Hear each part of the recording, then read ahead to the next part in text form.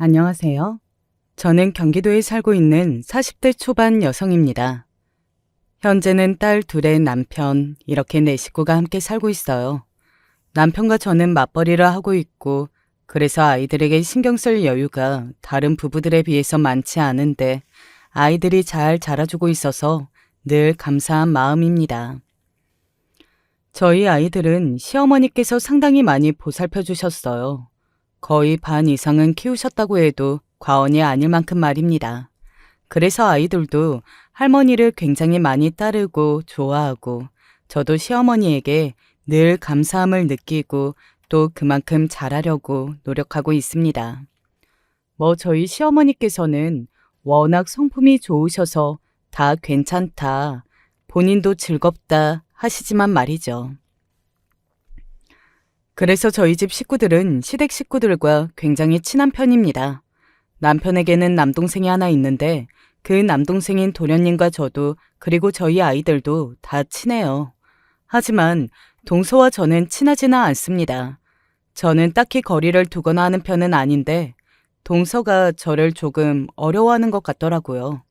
사실 굳이 따지자면 저나 남편 그리고 도련님은 셋 다 좋은 대학을 나와서 대기업을 다니거나 전문직에 종사하고 있는데 동서는 그렇지 않기는 했어요. 하지만 그 어느 누구도 맹세코 그런 걸로 동서를 차별하거나 눈치를 준 적이 없습니다. 그냥 신경을 쓰지 않았어요. 그런 조건들이 중요한 게 아니니까요. 그렇지만 동서는 그 부분을 꽤 신경을 쓰고 있는 것 같더라고요. 어느 날 이런 이야기를 하는 걸 들은 적이 있습니다. 아무도 뭐라고 하지는 않았지만 괜히 혼자 주눅이 드는 기분이 들어서요. 정말 아무도 그렇게 생각 안 해. 그러니까 편하게 대해줘도 돼. 아직은 편하지가 않아서. 차차 편해지면 그렇게 대할게요. 동서와는 어딘가 늘 벽이 있는 느낌이긴 했습니다. 그렇다고 사이가 대단히 안 좋거나 싸우거나 그런 건 아니었고 그냥 늘 서먹서먹했던 것 같아요. 동서는 정을 잘 주지 않았습니다. 하지만 크게 불만은 없었던 것 같아요. 워낙 시댁 식구들과 친하게 지냈었기 때문에 그런 부분이 아쉽기는 했습니다. 동서와 친하게 지내면서 같이 밥도 먹고 쇼핑도 하러 다니고 그러면 좋을 텐데 라고 생각만 하면서 말이죠. 동서, 이번 주 주말에 나랑 쇼핑 안 할래? 형님이랑요? 그러고 보니까 내가 한 번도 동서랑 밖에서 만나본 적이 없는 것 같아서. 언젠가 한 번은 제가 그렇게 이야기했던 적도 있었습니다. 동서는 고민하는 것 같더니 그러겠다고 하더군요.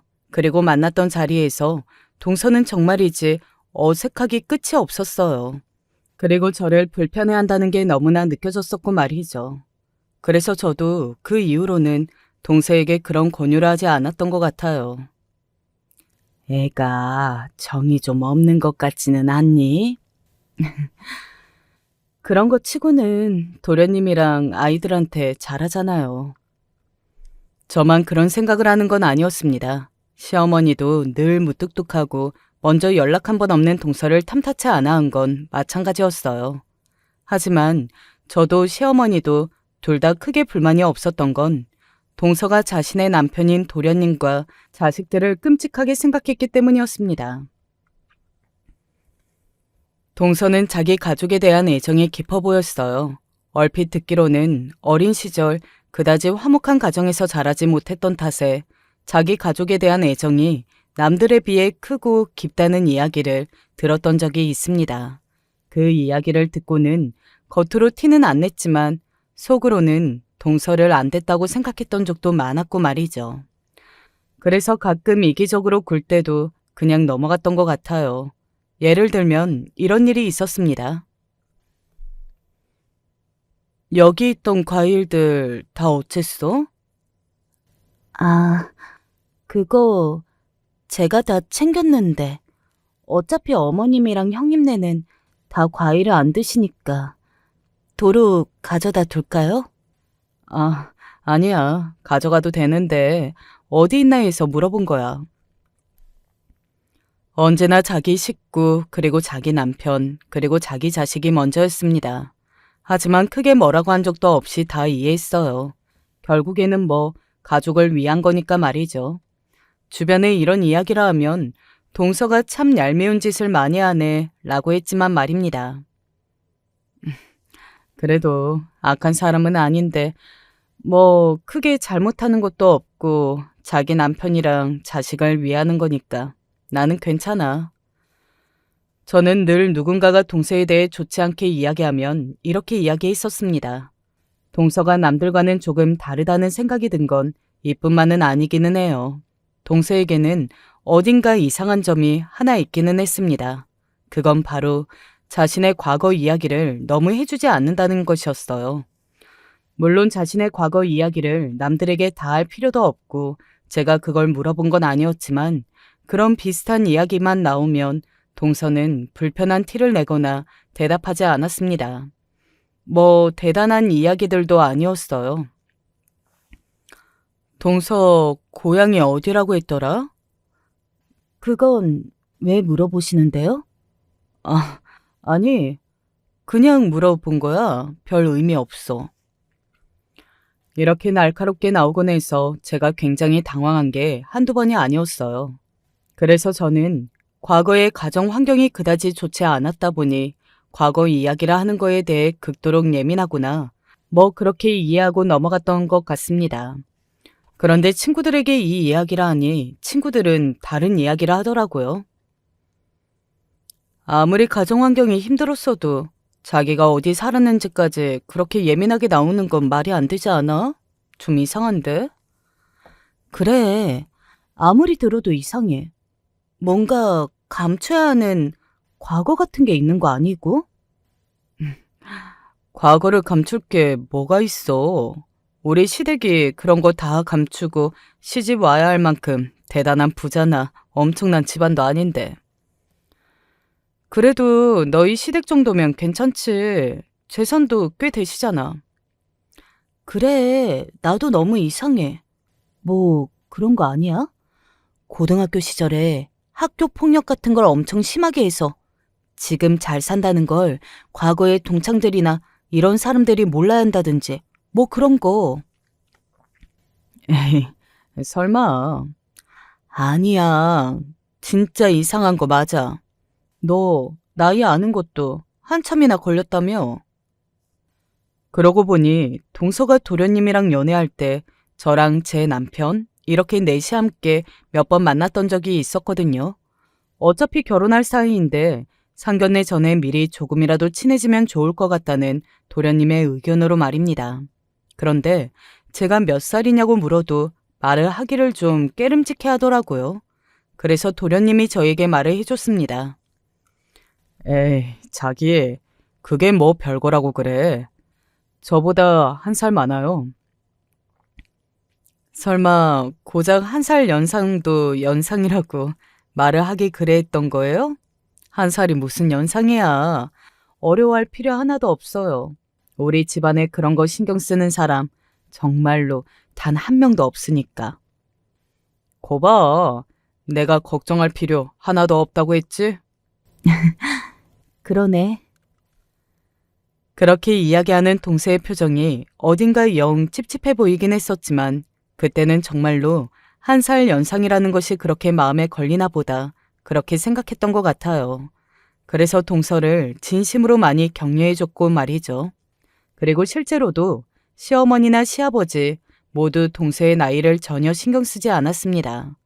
그리고 한 가지 더 이상했던 점이 있기는 했어요. 그걸 처음 느낀 건 바로 상견례장이었습니다. 동서와 동서의 부모님이 정말 하나도 닮지 않았더라고요. 원래 보통은 이목구비가 닮지는 않아도 한 가족이라면 분위기 같은 게 비슷하잖아요. 그런데 동서는 자신의 식구들과 그런 게 하나도 느껴지지 않았어요. 심지어 어색해 보이기까지 했습니다. 그래서 도련님에게 나중에 물었던 것 같아요. 그런데 동서 부모님이랑 너무 어색해 보이던데? 일찍부터 혼자 살았어서 그런가? 저도 언젠가 한번 물어본 적이 있는데 가정 환경이 좋지 않았던 것 같더라고요. 그래서 부모님이랑 1년에 한 번 볼까 말까 하고 사이도 안 좋다고. 도련님도 몇 번 안 봤겠네요. 저도 상견례 때 2번째 뵙는 거였어요. 만나는 거 별로 안 좋아하더라고요. 그리고 그쪽에서도 딱히 보고 싶다는 말 안 하는 것 같고. 도련님과 저는 우리 같이 가족들끼리 친한 집에서 볼 때는 이상하게 보이기도 하지만 요즘은 그렇게 남처럼 지내는 가족들도 많다고 하더라 하는 이야기를 하면서 넘겼습니다. 아무리 그래도 너무 닮지 않은 것 같다는 생각을 조금 더 하기는 했지만 말이죠. 하지만 시간이 지나면서 그마저도 잊고 살았어요. 도련님도 처가는 정말 거의 안 가는 것 같더라고요. 얼굴 보는 일이 거의 없다고 길거리에서 장모님 마주쳐도 얼굴도 못 알아볼 것 같다는 농담을 지나가듯 했었던 기억이 납니다. 아무리 그래도 자기 손주들도 안 보고 싶나? 뭐 그런 집안도 있는 거지. 다들 당신이랑 내 부모님 같지는 않아. 나도 사회생활 해보니까 이상한 부모님 많더라. 살면서 간혹 이상하다 여기게 되는 부분들이 없는 건 아니었지만 그래도 납득이 전혀 되지 않는 이유들이 아니었기 때문에 그냥 넘어가게 되었던 것 같아요. 지금 와서 돌이켜 생각해보니 그런 점들이 많으면 한 번쯤은 의심을 해볼 법도 한데 하는 생각이 들지만 말입니다. 제가 동서에 대해서 처음 의심의 감정을 싹 틔운 건 굉장히 우연이었던 한 만남 때문이었어요. 저는 그날 친구들과 밖에서 점심을 먹고 마트에 가던 길이었습니다. 거기가 시댁 주변에 있는 마트였거든요. 그리고 동서는 시댁과 가까이 살았었고 말이죠. 동서. 친구들과 같이 수다를 떨면서 장을 보던 저의 눈에 동서가 들어왔어요. 동서는 채소 판매대에서 채소를 고르느라 정신이 없던 상태였습니다. 제가 부르는 소리에 돌아보고서는 그 특유의 아무 감정 동요가 없는 얼굴로 쓱 고개를 숙여 인사를 했어요. 안녕하세요. 제 친구들이 그런 동서를 향해 꾸벅하고 인사를 했습니다. 평소 저에게 저희 동서에 관한 이야기를 종종 들었던 친구들이 호기심 어린 눈으로 동서를 가만히 바라봤어요. 그러던 중 한 명이 어? 하는 소리와 함께 동서의 얼굴을 빤히 쳐다보기 시작했습니다. 혹시 은진 언니 아니세요? 친구의 그 말에 동서가 소스라치게 놀라는 표정을 봤습니다. 뭐 워낙 찰나였고 동서는 순식간에 표정 관리를 했지만 그래도 그곳에 있는 모두가 동서가 당황한 표정을 봤어요. 동서는 고개를 저으며 말했습니다. 아니요. 사람을 잘못 보신 모양이네요. 그래, 네가 잘못 봤지. 우리보다 어리신 거 아니었어? 아, 그렇지 참. 아니 근데 너무 닮으셔서. 그럼 혹시 언니분은 안 계세요? 저는 언니가 없습니다. 동서는 그렇게 이야기한 뒤 고개를 꾸벅 숙이고는 재빠르게 자리를 피했어요. 누가 봐도 굉장히 당황한 모양새라 제가 친구에게 물었습니다. 은진 언니가 누군데? 있어. 우리 동네에서 그 언니 모르면 간첩이었는데 고등학교 때 엄청나게 놀았던 언니. 어느 날 갑자기 사라져서는 소문이 많았지. 뭐 자살했네, 임신했네 하면서. 오, 그 언니랑 정말 많이 닮았다. 고등학교 때면 시간이 많이 지났잖아. 그런데 한눈에 그렇게 딱 닮았다고 느낄 수 있나? 그 언니 얼굴은 내가 못 잊지. 내 친구가 그 언니한테 엄청나게 괴롭힘을 당했었거든. 나는 그걸 바로 옆에서 봤었고. 너 고향이 창원이랬지? 응. 우리 동서는 포항인데? 에이, 아니겠지, 설마. 저도 아닐 거라고 생각은 했지만 친구가 해줬던 그 말이 머릿속에서 떠나지 않았어요. 도련님보다 1살 많은 거면 저보다는 3살이 어린 거였거든요. 나이도 다르고, 이름도 다르고, 고향도 다르고, 아닐 거라고 생각은 했지만, 그래도 그간 동생에게 느꼈던 찝찝함이 자꾸 스멀스멀하고 올라와 혼자서만 의심을 키워갔습니다. 물론 동서에게는 완전히 티를 내지 않고 모른 척을 했고 말이죠. 그런데 어느 날 동서가 저에게 이렇게 묻더군요. 저번에 마트에서 만난 그 친구분들이랑은 자주 만나세요? 어? 저는 진심으로 놀랐던 것 같아요. 앞서 이야기했듯 동서는 저에게 관심이 늘 없어 보였고 또 그래서 저에게 먼저 말을 걸어오는 일이 없었습니다. 궁금해하는 것도 없었고 말이죠. 동서에게 저에 관한 질문을 들어본 게 언제인지 기억도 안 났는데 그런 질문을 뜬금없이 하니 당연히 놀랄 수밖에요. 나 대학 때부터 친구들인데 자주 만나지. 아, 그러시구나. 근데 그건 왜 물어?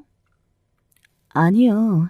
그날 제가 너무 예의 없게 군 건 아닌가 싶어서요. 생각해보니 제대로 인사도 안 하고 나왔던 것 같아서 제가 그날 깜빡 잊고 온 게 있었는데 갑자기 생각나서 그랬거든요.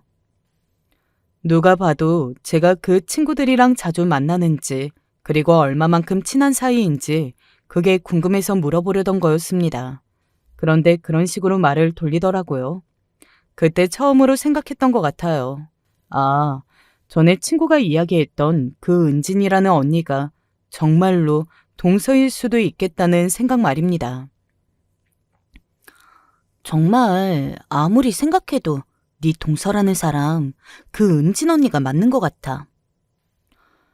그러면 과거에 말이 워낙 많았던 사람이라 정체를 숨기고 결혼을 한 건가? 그렇게까지 해서 시집 올 집은 아니지 않나? 왜 아니야? 너희 시댁 정도면 그럴 수 있지. 너야 뭐 너희 집도 잘 사니까 그런가 싶기는 해도 그렇지 않은 사람들 입장에서 볼 때는 충분히 그럴 수 있는 집안이야. 그런데 그 은진 언니라는 사람이 맞으면 너희 도련님보다 6살 많은 거 아니야? 그렇지? 아, 맞으면 진짜 동안이긴 하다. 그렇게 안 보이던데? 그때도 얼굴은 예뻐서 유명했어. 친구들은 이미 그렇다고 확신을 하는 것 같았습니다. 사실 저도 속으로는 그렇다고 생각했던 것 같아요. 만약에 그게 정말이면 제가 그동안 동서에게 느꼈던 그 찝찝함이 한 방에 설명되기는 했거든요. 하지만 증거도 없고 확실한 것도 아닌 다 심증뿐이었기 때문에 말을 아꼈던 것 같아요. 도련님은 물론 남편에게도 저는 한동안 그 사실을 말하지 않았었습니다. 혹시 아닐 수도 있는 일이니까 말이죠. 그렇게 의심만 키워가던 어느 날이었어요. 그날은 시어머니가 저를 잠시 불렀던 날이었습니다. 할 이야기가 있으시다면서 말이죠. 그래서 시댁에 가는 길이었어요. 마침 반차를 쓰고 집에 있었던 터라 평소라면 가지 않았을 시간에 갔기 때문에 아마 그런 장면을 목격할 수 있었던 것 같습니다. 동서? 길을 건너려는데 멀리 동서가 서 있는 게 보였어요. 어딘가 주위의 눈치를 살피고 있는 듯 보이고 고개를 자꾸 푹 숙였지만 그건 분명히 동서가 맞았습니다. 저는 멀리서 인사를 하려고 손을 들려고 했어요. 그런데 그 순간 누군가가 이렇게 동서를 불렀습니다. 윤은진! 그 이름은 저도 계속 마음속에 담아둔 이름이었어요. 바로 동서일지도 모른다고 추측만 했던 그 이름 말입니다. 동서는 화들짝 놀란 얼굴로 그 이름이 들려오는 쪽을 바라보더니 그 남자에게 얼른 다가가 손목을 잡고 어디론가 이동했습니다. 그때 제 본능이 소리를 질렀어요. 저건 따라가야 한다. 라고 말이죠. 저는 빠르게 그리고 몰래 그 두 사람의 뒤를 따랐습니다. 동서는 어딘가 계속 눈치를 보며 주위를 두리번거리더니 동네의 작은 카페로 들어갔어요. 저도 얼른 그 두 사람을 따라서 동서의 등을 마주대고 앉았습니다. 다행히 동서는 다른 곳에 정신이 팔려서 그랬던 건지 제가 따라온 걸 모르는 듯 했고 말이죠. 그리고 휴대폰을 꺼내 음성 녹음 버튼을 누르고 최대한 그 두 사람 가까이 휴대폰을 놨어요. 그 두 사람은 제가 그러고 있는 줄도 모르고 대화를 시작했습니다. 미쳤어? 여기까지 오면 어떡해? 네가 하도 안 오니까 그렇지. 요즘 남편이 의심하는 것 같다고 했잖아. 대체 언제 이혼할 건데? 하기는 할 거야. 내가 얼마 안 남았다고 했지. 조금만 참으라고. 유책 사유가 남편이 돼야 내가 재산 분할이던 위자료던 많이 받을 수 있다고 몇 번을 이야기해. 네 남편이 아무리 꼬셔도 안 넘어온다잖아. 차라리 죽이는 게 더 빠르다니까. 조용히 못해? 누가 들으면 어쩌려고 그래. 정말 충격 그 자체였습니다. 저는 그 자리에서 멍하니 굳어서 다른 생각을 할 수 없었어요. 두 사람이 불륜 관계인 것처럼 보이는 것도 기가 찼는데 일부러 여자를 도련님에게 접근시켜서 도련님의 바람을 빌미로 돈을 요구해 이혼하려고 하는 계획을 실행 중이라는 것도 안 되면 확 죽여버리자 라고 하는 모든 말들이 그저 이게 현실인지 아니면 꿈인지 분간이 되지 않을 만큼 충격 그 자체였습니다. 내가 다른 방법도 한번 생각해 볼 테니까 며칠만 잠자코 있어봐. 그리고 다음 주에 그 사람 출장 가니까 그때 집에 갈게. 진짜지? 내가 언제 거짓말하는 거 봤어? 알겠어. 일찍 와. 알았다니까. 그들의 대화는 거기까지였어요. 저는 그들이 자리에서 일어나기 전에 먼저 그 카페를 나왔습니다. 그리고 멍한 얼굴로 시댁에 터벅터벅 갔어요. 시어머니가 그런 저를 보고 무슨 일이냐며 물었지만 저는 아무 말도 할 수가 없었습니다. 그냥 현실 감각이 없었어요. 방금 전에 일어났던 일이 꿈과 같이 느껴졌던 것 같습니다. 시아버지 생신 때 다 같이 여행을 가는 것이 어떻겠냐는 시어머니의 말에 남편이랑 한번 이야기해보고 말씀드리겠다는 말과 또 시어머니가 담그신 물김치를 가지고 집으로 돌아와서도 부엌에 앉아서 한동안 멍하니 있었던 것 같아요. 어느새 퇴근한 남편이 무슨 일이냐며 놀라서 저에게 말을 걸어왔습니다. 순간 저는 이 이야기를 남편에게 해야 하나 말아야 하나 망설였지만 숨길 수 있는 문제도 또 숨겨서도 안 되는 문제였어요. 뭐 단순히 동서가 바람을 피우는 거고 또 과거의 일을 숨기고 있는 거라면 모른 척 해줄 수도 있습니다. 하지만 지금 동서는 도련님에게 해를 끼치려고 하는 거잖아요. 그래서 저는 이야기를 할 수밖에 없었어요. 그간의 모든 이야기를 다 했어요. 마트에서 우연히 친구들과 동서가 만나서 동서를 다른 사람으로 알아본 일부터 그거에 대해서 동서가 저에게 떠보듯 질문을 한 이야기, 그리고 오늘 이야기까지 전부 다요. 이게 다 진짜라고? 처음에는 어떻게 그런 일이 있을 수 있냐며 당신이 오해한 게 아니냐던 남편이 제가 녹음해온 녹음 파일을 듣고서는 어벙벙한 얼굴로 되물었습니다. 어디 텔레비전의 막장 드라마에서나 나올 법한 일이었으니 그 녹음본이 아니었으면 남편도 쉽사리 믿지는 못했을 거예요. 나도 내가 들어놓고도 안 믿기는데 당신도 오죽하겠어. 아니, 어떻게 이런 일이 있을 수가 있어? 실제로 그런 사람이 존재한다고? 그러니까 나도 기가 찬다.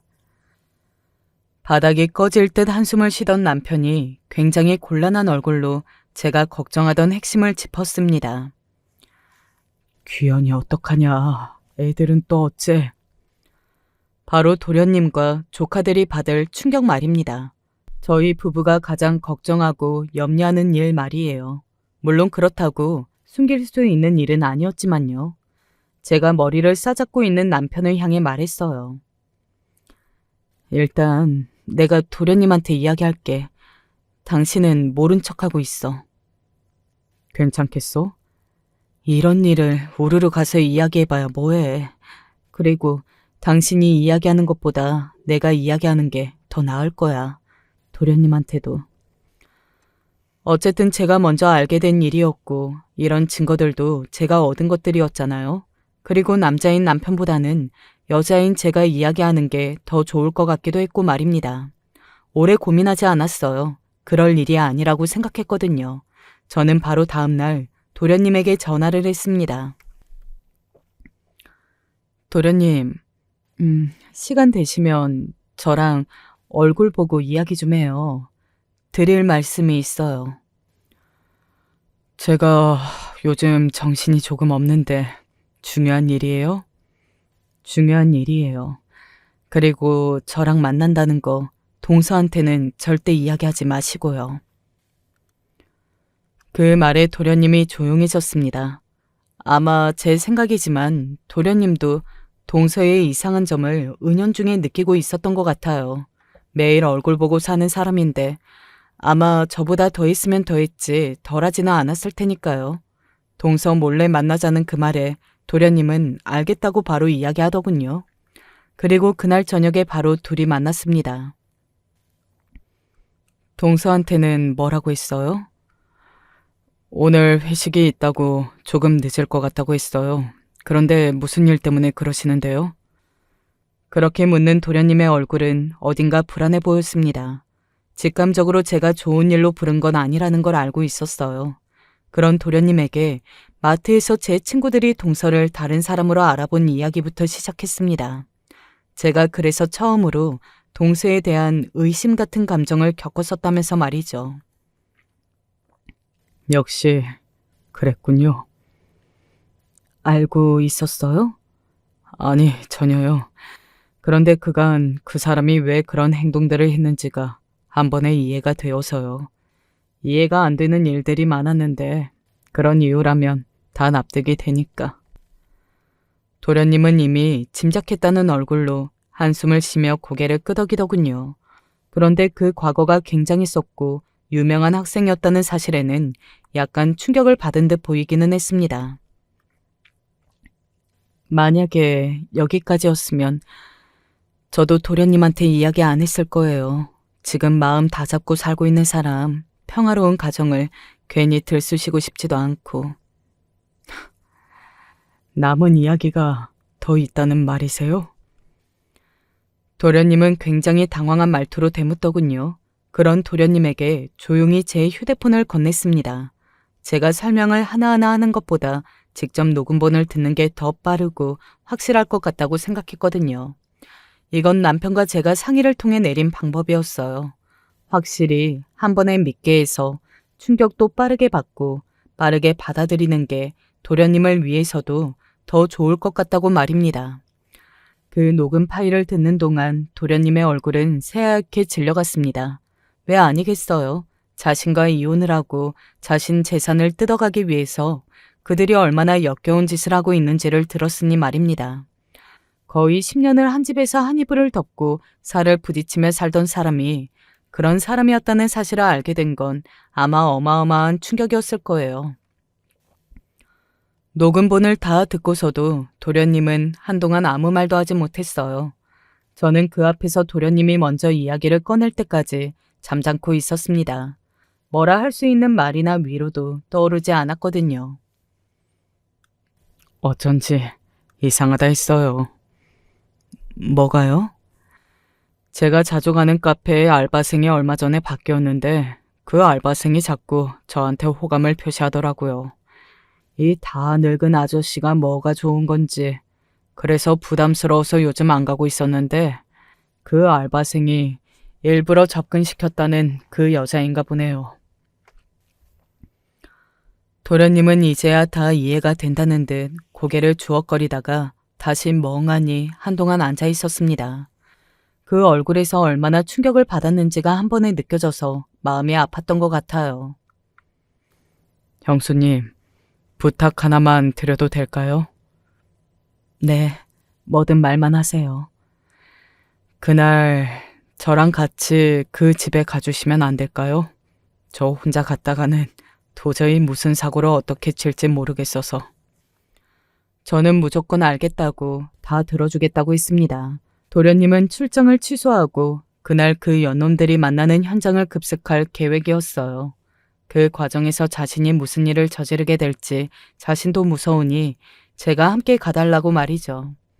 남편에게 이야기했더니 본인은 안 가도 되겠냐고 해서 그건 좋은 방법이 아닌 것 같다고 대답했어요. 제가 잘하고 오겠다고 말이죠. 그리고 저는 만반의 준비를 했습니다. 녹음기도 좋은 녹음기로 샀어요. 그날의 대화를 다 녹음해야 했으니까 말이죠. 그리고 대망의 그날이 왔습니다. 저는 아침부터 떨려왔어요. 혹시나 무슨 일이 생길까 걱정을 안 할 수가 없었습니다. 아무래도 감정이 격해질 수밖에 없는 상황이 생길 게 뻔하기도 했고 또 그들의 악랄함을 귀로 이미 들었던 탓에 그들이 무슨 짓을 저지르기라도 하면 어떻게 하나 하는 걱정도 들긴 했거든요. 그렇게 동서의 뒤를 밟았습니다.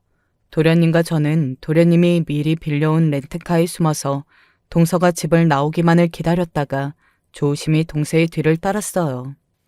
그러고는 동서가 어느 빌라로 들어가는 것을 보았습니다. 그러고는 들어가기 전에 그 빌라 앞에서 심호흡을 했어요. 일단은 마음을 조금 가라앉혀야 할 것 같았거든요. 죽이고 싶어지면 어쩌죠? 그러시면 안 돼요. 제가 옆에서 잘 말릴게요. 도련님은 자기 심장 부근을 부여잡고 한동안 진정을 시킨 듯 숨을 고르더니 이내 결심한 듯 고개를 끄덕였습니다. 그리고는 저에게 말했어요. 준비됐어요. 들어가시죠. 그러고는 도련님이 앞장을 섰어요. 제가 그 뒤를 조심스럽게 따랐습니다. 그리고 올라가면서 준비해온 녹음기의 버튼을 눌러 녹음을 시작했어요. 그리고 그 집 문 앞에 서서 한 번 더 심호흡을 크게 한 뒤 벨을 눌렀습니다. 그 안에서 남자의 목소리가 들려왔어요. 배달 왔나 보다. 문 열어줘라. 배달 음식을 시킨 것 같더라고요. 그리고 얼마 지나지 않아 문이 열렸습니다. 저는 당연히 열린 문 안으로 동서가 있을 걸로 생각했어요. 남자가 문을 열어주라고 했으니까 말입니다. 하지만 그런 제 예상은 정말이지 보기 좋게 빗나갔습니다. 치킨 배달 아저씨 아니세요? 한 6, 7살쯤 되어 보이는 아이 하나가 눈을 동그랗게 뜨고는 저희를 향해 물었어요. 그 순간 머릿속으로 정말 수만 가지의 생각이 스쳐 지나가는 듯 했습니다. 그리고 정신을 차리고 도련님을 봤어요. 도련님도 저와 마찬가지인 듯 했습니다. 물론 도련님은 제가 받은 충격보다 훨씬 큰 충격을 느끼고 계실 테지만 말입니다. 배달 아니야? 부엌 쪽에서 그렇게 이야기하는 동서의 목소리가 들려왔습니다. 그리고 그런 동서를 향해 그 어린 남자아이가 한 말로 이 모든 상황이 한 번에 정리가 되었어요. 엄마, 배달이 아닌가 봐. 그 남자아이는 들려온 동서의 목소리를 향해 엄마라고 대답했습니다. 뭐 이런 상황에서 굳이 그 아이가 동서를 엄마라고 부르지 않았어도 상황이 다 유추가 되긴 했겠지만 그런데도 직접 그 소리를 들으니 굉장히 충격으로 다가가기는 하더군요. 도련님도 마찬가지인 듯 보였습니다. 문고리를 잡은 도련님의 손이 작게 떨려오는 걸 제가 봤거든요. 배달이 아닌데 거기서 왜 그러고 있어? 동서는 그렇게 말을 하며 부엌에서 현관 쪽으로 왔습니다. 그러고는 도련님과 저와 눈이 마주쳤어요. 동서는 그 자리에서 굳었습니다. 그리고 이내 얼굴이 새파랗게 질리더군요. 상상도 하지 못했던 사람들이 자신의 기준에서는 절대 이곳에 있어서는 안 될 사람들이 거기 그러고 서 있었으니 당연히 그럴 수밖에 없긴 했겠죠. 여보, 당신이 여긴 어떻게? 동서는 말을 더듬었습니다. 평소에 그렇게 동요 없고 표정 없는 동서가 그렇게까지 안색이 파리하게 질려서는 덜덜 떨며 도련님을 부르는 모습을 보니 이 모든 게 정말 다 사실이구나 하고 체감이 되었던 것 같아요. 저는 가만히 옆에서 도련님을 바라봤습니다. 혹시나 도련님이 격앙이 되어 무슨 짓이라도 하면 재빨리 말렸어야 했으니까요. 그러려고 따라간 거였고 말입니다. 하지만 도련님은 그 어린 남자아이의 등장에 거의 모든 전의를 상실한 듯 보였어요. 사람이 너무 충격을 받거나 너무 분노하면 오히려 허탈해지는 기분 뭔지 아시나요? 다 필요 없는 것 같고 이게 무슨 의미인가 싶고 아마 도련님은 그런 감정을 느끼셨던 것 같습니다. 표정에서 맥이 탁 풀려버린 게 느껴졌거든요. 아, 왜? 무슨 일인데 현관에서 그러고들 서 있어? 그리고 얼마 지나지 않아 그 남자도 현관으로 나왔어요. 그러고는 도련님의 얼굴을 보고 바로 굳더군요. 누군지 단번에 알아본 것 같았습니다. 아니, 당신이 여긴 어떻게? 도련님은 한숨을 쉬고 눈을 감았어요.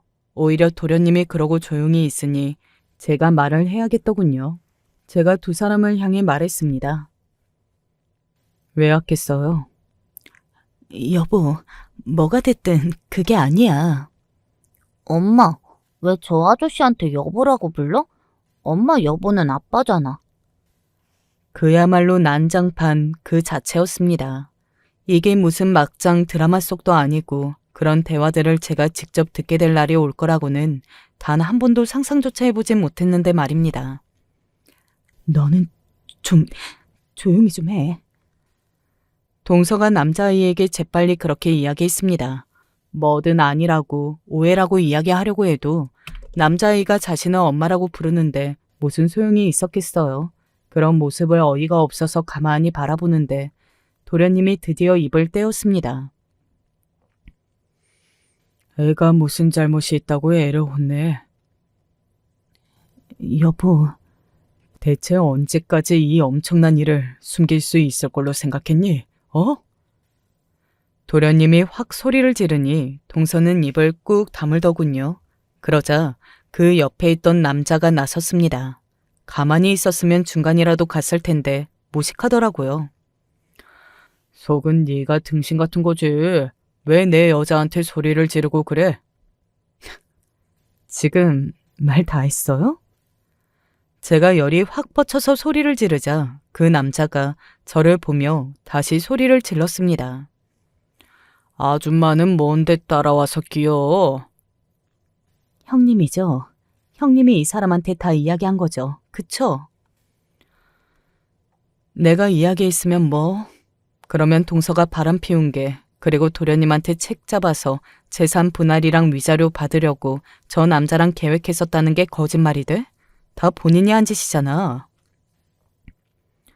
제 그 말에 동서와 그 남자는 잠시 멈칫했습니다. 아마 제가 그 사실을 모두 다 알고 있다는 거에 대해 놀랐던 거겠죠. 멍청하게 동네에서 떠들더니 누군가가 알 수도 있다는 사실을 어떻게 예상하지 못했던 건지 놀라웠어요. 뭐? 증거 있어? 증거 있냐고? 남자가 배째라는 식으로 나오더군요. 거기에 대고 도련님이 작게 말했습니다. 증거라면 다 있지. 니들이 그런 짓을 꾸몄었다는 걸 형수님이 들으시고 다 녹음하셨거든. 그 말에 동서와 그 남자는 그 자리에서 굳었어요. 그런 두 사람을 향해 도련님이 이렇게 말하고서는 그 집을 돌아서서 나왔습니다. 니들 두 사람 내가 절대 가만 안 둔다. 하고 말이죠. 나중에 이야기를 들어보니 원래는 주먹이라도 한 대 날리고 온갖 욕을 다 퍼붓고 싶었지만 그 어린 남자아이를 보고 있으니 그럴 수 없었다고 하더군요. 저희 도련님은 참 따뜻한 사람이거든요. 그리고 그날 동서는 바로 쫓겨났습니다. 안 나가고는 버틸 수 없었을 거예요. 도련님이 동서의 과거와 그리고 제가 녹음한 녹음본들을 이야기하며 당장 나가지 않으면 경찰에 신고하겠다고 했거든요. 동서는 누군가의 신분을 빌려 살고 있는 거였으니 나갈 수밖에 없었을 겁니다.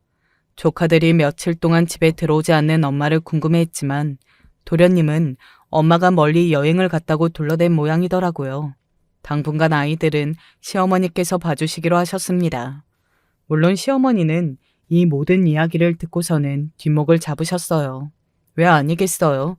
이런 엄청난 일에 뒷목을 잡지 않을 사람은 없었을 겁니다. 내가 그거 이상하다 했잖니, 응?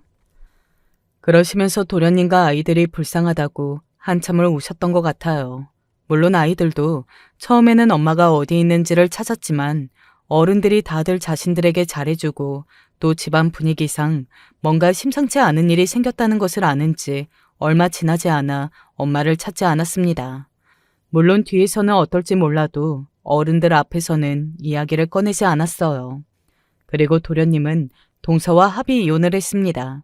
사실 사기 결혼으로 또 두 사람이 도련님에게 해를 가하려고 했던 모의 정황이 다 있으니 소송을 걸어도 무조건 승소해 처벌까지 내릴 수 있는 상황이었어요. 하지만 도련님은 그렇게 하지 않으셨습니다. 많이 생각하고 또 생각하시는 것 같더라고요. 그런 년은 감옥에 쳐넣어야지. 애들 엄마잖아요. 나중에 애들이 커서 다 생각할 수 있을 때 자기 엄마가 그런 사람이라는 걸 알게 되면 얼마나 충격이 크겠어요. 저는 최대한 애들이 모르게 하고 싶어요. 그래서 어쩔 수 없었습니다. 시어머니는 물론 도련님의 그 말에도 그런 년은 용서를 해주면 안 된다, 가만히 두면 안 된다고 분노하셨지만 결국에는 도련님의 말을 다 이해했습니다. 도련님과 동서 사이에는 아이들이 있었으니까 아무래도 그런 결정은 쉬운 게 아니기는 했을 거예요. 도련님은 바로 이야기를 해주시지는 않았습니다. 아무래도 본인도 마음의 정리를 할 시간이 조금은 필요했을 테니까요. 조금 시간이 지난 뒤 저에게 감사 인사를 하며 어떻게 정리를 하게 되었는지 다 이야기를 해주었어요. 제발 이혼만은 안 된다고 빌더라고요. 그래서 제가 물었어요. 당신 같으면 당신 같은 사람이랑 계속 부부로 살 수 있겠냐고요. 그랬더니 아무 말도 못하더라고요. 고소도 하지 않고 신고도 하지 않는 조건으로 합의 이혼하기로 했다고 합니다. 양육권도 그리고 재산 분할이나 위자료도 당연히 한 푼도 받지 않고 말이죠. 그리고 그 남자 집에서 이미 살고 있는 것 같다는 말도 말입니다. 그렇게 말하는 도련님의 표정이 굉장히 슬퍼 보였던 기억이 나네요. 동서는 사촌 동생의 신분을 빌려 살고 있었던 거였습니다. 동서의 사촌 동생은 교통사고로 하반신 마비가 된 뒤 시골에서 조용히 살고 있다고 하더군요.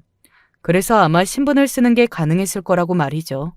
그리고 저희가 여태 알고 봤던 그 동서의 부모님 또한 심부름센터에서 고용한 직원들이었고 결혼식에 온 모든 사람도 다 하객 아르바이트였다고요. 원래 부모님은 시골에서 농사를 지내시는데 아버지한테 맞고 자랐고 또 워낙 가난했어서 자기가 이런 걸 다 알면 저와 결혼을 안 해줄 걸로 생각했대요. 그리고 원래 나이는 저보다 5살 연상이기도 하고요. 아무리 그래도 그런 걸 속일 수가 있는 건지. 그러니까 말입니다. 그리고 그 남자는 고등학교 동창이라고 하더라고요. 자기 정체를 다 알고 있는 사람이어서 마음이 편했다고요. 오랫동안 저한테 거짓말 해오고 거짓 인생을 살면서 자기도 마음이 편한 것만은 아니었다고요. 그게 다 무슨 소용이었겠어요. 결국에는 사기를 친 것도 도련님에게 잘못하게 한 뒤 이혼하려고 했던 것도 다 사실인데 말입니다. 돌이켜봐서 후회하는 건 다 소용없는 일입니다. 동서는 무슨 말로도 용서를 받을 수 없는 행동을 했고 말이죠. 그렇게 정리가 되나 보다고 했어요. 사실 친구들을 만나서 이 모든 이야기를 해줬더니 다들 소스라치게 놀라기는 하더군요. 설마 했는데 그게 진짜였다니 하면서 말이죠. 아마 그 언니 그거 후회한다는 거, 잘못했다는 거 진심 아닐걸? 왜? 그 언니 진짜 모습 한 번이라도 본 사람이 있으면 그 언니가 사과하고 반성한다? 그거 믿을 수 없을 텐데. 성격이 얼마나 더러웠다고. 진짜 장난 아니었어. 그런데 그건 과거의 일이고 이제는 정말 반성할 수도 있는 거잖아. 야, 너도 참 순진하다. 막말로 과거에 그렇게 살아서 잘 살아보자 한 사람이 네 도련님 두고 그런 짓을 벌일 생각을 했겠냐? 사람 변하는 거 쉬운 거 아니야. 하긴 그건 또 그렇잖아요. 어른이 되어서 조금이라도 달라졌고 정신을 차렸다면 어떻게 자신이랑 10년 가까이 살부딪히고 살던 사람을 대상으로 그런 짓을 꾸밀 생각을 할 수 있었겠어요. 친구들의 말을 듣고 보니 그건 또 맞는 말 같아서 그냥 도련님이 너무 명확한 증거를 가지고 있으니 꼬리를 내린 거구나 혼자 그렇게 생각했습니다. 이런 말을 괜히 도련님한테 하기 그렇잖아요. 하지만 얼마 지나지 않아 친구들이 했던 말이 또 제 생각이 맞다는 걸 확인받을 수 있었습니다. 동서가 저를 찾아왔거든요. 동서는 저를 보고 인사를 하지도 않았어요. 일어서지도 않았습니다. 뭐 만나자고 연락이 왔을 때부터 그 목소리가 굉장히 날카롭고 저에게 악의가 있어 보이기는 했지만 직접 만나기로 하고 나와서 얼굴을 보니 확실히 그렇더군요. 내가 나이가 더 많으니까 말 놓을게. 뭐 이제 더 이상 동서지간도 아니고. 마음대로 해. 보자마자 그렇게 말해서 저도 대받아쳤더니 저를 노려보더군요. 나 같으면 이야기 안 했을 거야. 잘 살고 있는 가정을 왜 파탄을 내? 잘 살고 있는 가정이라고 했어? 나도 어지간하면 모른 척 했을 거야. 그런데 그거 아니었잖아. 그게 단순 불륜이야? 둘이 함께 도련님 어떻게 하면 죄를 짓게 할까? 작당하고 죽이니 많이 하는 소리까지 했는데 그걸 듣고도 모르는 척하면 그게 공범이지? 내가 너 많이 봐준 거 알아? 제 말에 반박할 여지가 없자 그렇게 나오더군요. 무슨 고등학생 싸우는 것도 아니고 너무 유치해서 웃음이 났던 것 같습니다. 안 봐주면 뭐 어쩔 건데. 뭘 봐줬는데. 나보다 나이도 어린 년이 자꾸 기어오르고 잘났다고 잘난 척하고 내가 너 그동안도 마음에 안 들었는데 결국 이렇게 내 인생을 망쳐? 잘됐다. 동서는 그렇게 말하더니 바로 제 머리채를 쥐어 잡았습니다. 정말 어찌나 세게 잡았는지 순간적으로 제 입에서 비명이 나왔어요.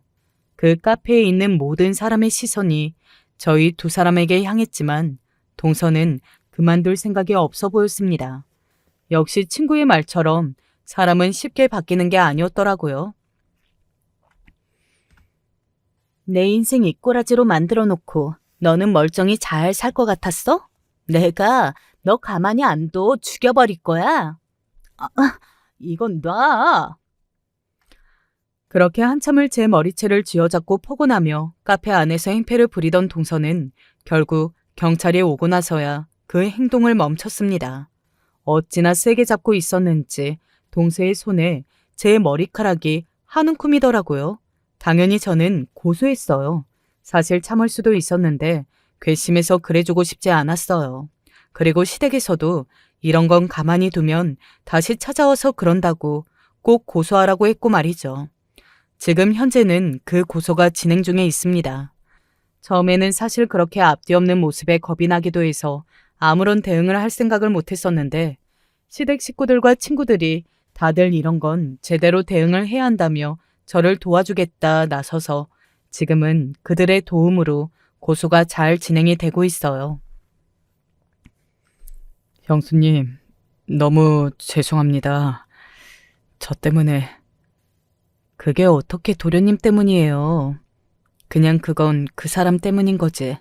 동서를 제외한 모든 사람들의 잘못은 없는 거예요. 그 남자도. 도련님은 그런 제 말에도 한동안 저에게 너무 미안해했어요. 저는 그런 도련님한테 한 100번쯤은 괜찮다고 이야기를 해줬던 게 기억이 나네요. 물론 고소를 진행하는 과정과 그리고 지금에도 동서에게 계속 협박성의 연락이 오기는 합니다. 어지간한 사람은 아니잖아요. 당연히 그럴 거라고 생각은 했지만 뭐 막상 진짜 그런 일을 당하니 정말 대단한 사람이다 싶기는 해요. 세상에는 정말 상식적으로 이해할 수 없고 이해하고 싶지도 않은 별별 사람들이 다 있구나를 또 이렇게 배워가고 있는 중입니다. 그래도 네 덕에 이제라도 알게 돼서 얼마나 다행한 일이냐. 가만히 있다가 저 거지 같은 것들의 계획대로 되었으면 그년한테 속은 걸로도 모자라서 돈까지 뜯길 뻔하지 않았니? 시어머니는 틈만 나면 제 손을 잡고 고맙다고 하십니다. 그 마음을 너무 이해하겠기에 저도 그럴 때마다 손을 꽉 잡아드리고 있어요. 사실 시어머니도 지금 나이가 있으신데 조카들을 키우는 게 쉽지 않으실 거거든요. 최대한 저희가 도와드리는 중이라고 해도 말이죠. 물론 모든 것이 정리가 된 상황은 아닙니다. 사실 지금 조금 두려운 마음이 있기도 해요. 동서가 어떤 사람인지 이제는 너무나 잘 알게 되었잖아요. 그래서 혹시나 어느 날 제 앞에 나타나서 불쑥 해코지라도 하는 건 아닌지 걱정하는 마음이 안 드는 건 아니에요. 그런데 그렇게까지는 하지 않을 것 같다는 생각이 직감적으로 들기도 합니다. 그래도 동서도 누군가의 엄마니까요. 자기 자식들의 미래를 생각하면 그렇게까지 하지 않지 않을까 싶기는 해요. 물론 모를 일이지만요. 큰엄마, 엄마는 이제 안 들어와요? 어느 날 조카가 동서를 물어봤던 적이 있습니다. 뭐라고 대답을 해줘야 할지 잠시 고민했어요. 언젠가 만날 수 있을 거야. 그러니까 만나지 못한다는 생각은 하지 마. 그렇게 말해주고 돌아서서 울었던 기억이 있네요. 어른들의 잘못에 왜 아이들이 고통받아야 하는 건지 그걸 생각하면 동서가 더 밉습니다. 그리고 아마 용서를 하지 못할 거고 말이죠. 용서받아서는 안 되는 행동을 하기도 했지만요. 제 이야기는 여기까지입니다. 정말 엄청난 일을 겪었다고 생각은 했지만 이렇게 사연을 쓰고 보니 더더욱 엄청난 일이었다는 생각이 드네요. 신분을 속이고 결혼하고 두 집 살림에서 아이까지 있고 또 그 일을 다 들키고도 찾아와 제 머리채를 잡고 정말 곱씹어 볼수록 대단한 사람이긴 한 것 같아요. 이제 그만 이야기를 마무리해야 할 것 같네요. 이 사연을 들으시는 분들에게 한 가지 묻고 싶은 게 있기는 합니다. 여러분이 생각하시기에는 동서가 더한 짓도 할 것 같은가요? 아니면 아닌가요? 거기도 자식이 있고 여기도 있으니 그 정도의 짓까지는 안 할 걸로 생각하기는 하는데 혹시나 한 마음도 들기는 해서 말이죠. 여러분은 어떻게 생각하시는지 의견 많이 남겨주세요. 나중에 읽으러 올게요. 그리고 만약에 또 찾아오면 어떻게 대처하는 게 좋을지도 말입니다. 그만 줄이겠습니다. 긴 이야기 들어주셔서 감사합니다. 요즘 같은 날씨에 건강 더 조심해야 하는 거 아시죠? 늘 건강 유의하세요. 안녕하세요. 저는 서울 광진구에 사는 김순정이라 합니다. 다들 좋은 하루들 보내고 계신가요? 저는 최근 감사한 일을 겪어 여러분들께 이 소식을 알려드리고자 처음으로 사연이란 걸 보내게 되었어요. 혹시 제 사연을 듣고 가슴이 따뜻해지시거나 위로를 받으시는 분이 있길 바라는 마음으로 한번 시작해 볼게요. 지금으로부터 아주 오래전 저는 가슴이 아프다고 표현할 수도 없지요. 저는 가슴이 무너지는 일을 겪었습니다. 제겐 4살 배기 아들이 하나 있었어요. 연수라는 이름을 가진 눈에 담아도 아프지 않을 어여쁜 아이였지요. 누구에게나 그렇겠지만 난임으로 몇 년간 애가 들어서지 않아 힘들었던 터라 연수는 저희 부부에겐 축복과 다름없는 아이였습니다. 태어나자마자 아파 인큐베이터에 오래 있긴 했지만 그 이후 다행히 무사히 건강하게 자라주었고 저희 부부에게 너무나 큰 기쁨이 되어주는 아이가 되었죠. 그러던 어느 날이었어요. 그날은 연수와 장을 보고 집에 돌아오는 길이었습니다. 저희 아파트로 가는 길엔 신호등이 없는 횡단보도 하나가 있었는데 그 횡단보도는 아이들에겐 좀 위험했어요. 그래서 전 평소에도 횡단보도를 건널 때면 연수의 손을 꼭 잡곤 했고 그날도 한 손으론 연수의 손을 잡고 한 손으론 장바구니를 들고 있었지요. 그런데 전화 한 통이 걸려왔습니다.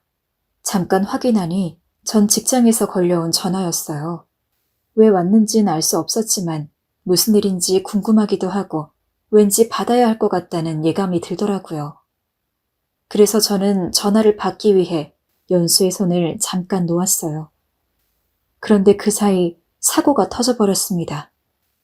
돌이킬 수 없는 사고가요. 그 이유는 기억이 잘 나지 않아요. 젊은 여자가 뭔가에 놀라 비명을 지르는 소리와 자동차가 급브레이커를 밟고 멈추는 소리, 누군가의 피가 하얀색 선을 적시는 모습.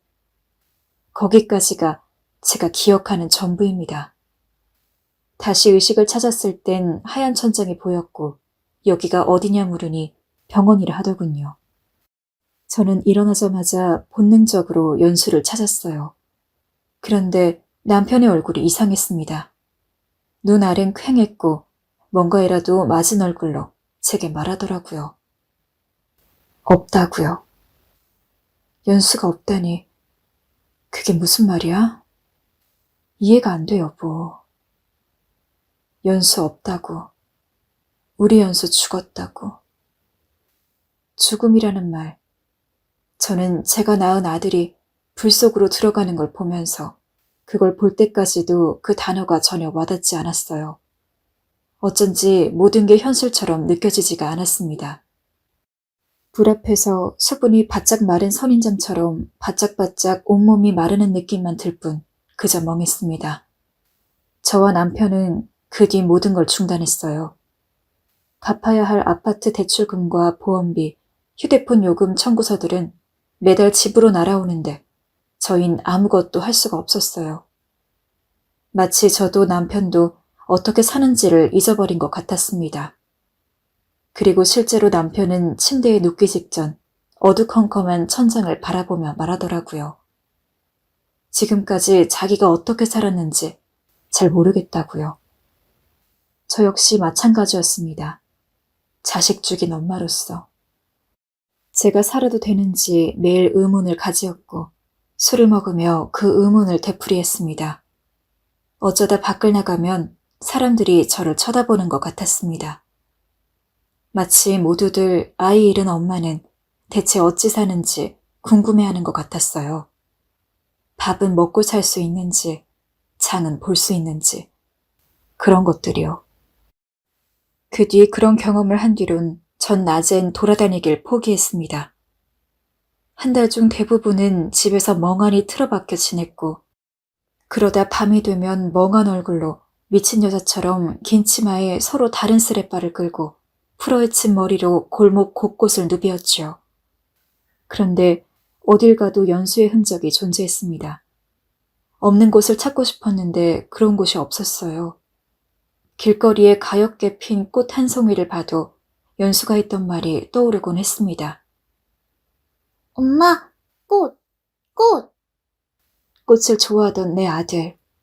꽃을 매만지던 가녀린 손가락으로 저를 가리키며 엄마를 부르던 내 아들. 그런 내 아들이 너무나 보고 싶고 그리웠습니다. 전 하염없이 날마다 죽음을 생각했고 그렇게 저도 남편도 함께 망가져갔지요.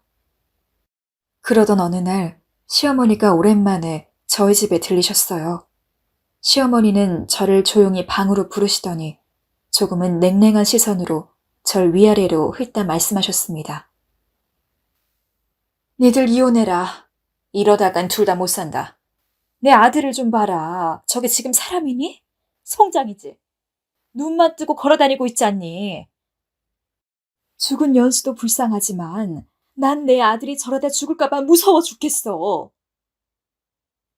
어머니께선 남편이 불쌍하고 가여워서 볼 수가 없다며 제 앞에서 목을 놓아 우셨습니다. 전 그런 어머님 앞에서 할 말이 없었어요. 제가 무슨 할 말이 있었겠어요. 자식 죽인 어미인데.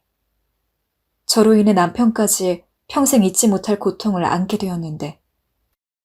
그런데 어머님은 너무 구슬프셨는지 한동안 그렇게 제 앞에서 눈물을 흘리시다 절 원망스런 눈으로 쏘아보셨습니다. 어머님은 눈빛으로 말하고 계셨어요. 모든 게 네 탓이라고요. 저는 그런 어머니의 눈빛 앞에 고개를 푹 숙였고 그저 소리 없이 눈물을 떨구었습니다. 마치 연수의 마지막 모습이 생생히 재현되면서 입안에 비릿한 피맛이 맴도는 것 같았지요. 그때 남편이 어머니의 목소리를 들었는지 헐레벌떡 들어와 연수 엄마도 힘들다며 이제 그만하라고 소리를 질렀고 어머니를 끌어냈습니다. 하지만 어머니의 목소린 한동안 제 귓가에 계속 머물렀습니다. 그리고 그 말은 저를 핥히고 또 핥히었고 하루 종일 저를 짓눌렀어요. 그런데 그러던 어느 날 남편이 제게 말하더군요. 나 도저히 못하겠어. 남편은 도저히 숨을 쉬고 살 수가 없다고, 네 옆에선 그럴 수가 없다고, 네 얼굴을 보는 이상 그럴 수 없다고 말했어요. 본인도 너무 고통스러운 건지 그 말이 제게 얼마나 잔인한지조차 남편은 느끼지 못하는 것 같았습니다. 그러더니 남편은 조용히 짐을 챙겨 밖으로 나갔습니다. 남편이 사라지자 제가 남겨진 건 딱딱한 가구들과 텅 빈 공기, 그리고 저주받은 이 몸뚱아리뿐이었습니다. 더 이상 집에선 어떠한 소리도 들리지 않았습니다. 정막만이 저를 감싸 안았어요. 저는 그 어둠에 묻혀 서서히 죽어갔어요.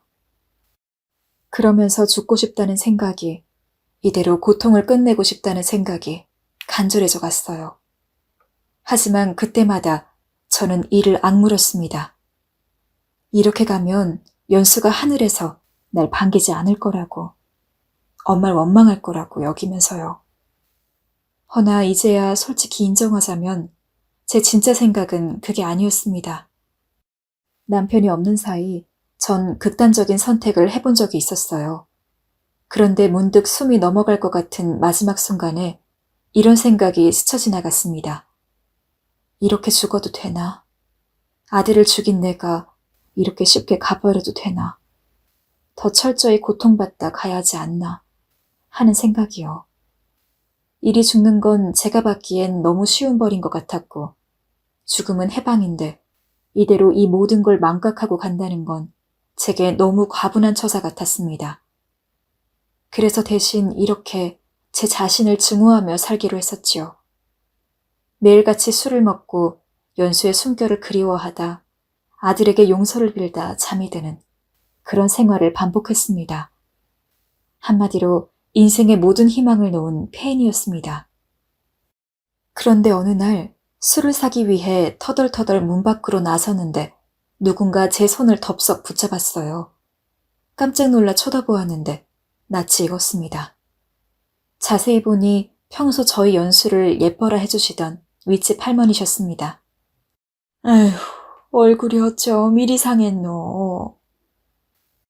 할머니는 절 보자마자 눈물이 그렁하셔선 제 손을 잡더니 자신이 휴가 갔다 와선 나중에야 애기 엄마 소식을 듣게 되었다며 문을 두드리고 싶었는데 애기 엄마가 너무 힘들까봐 못 그랬다고 미안하다고 말해주셨습니다.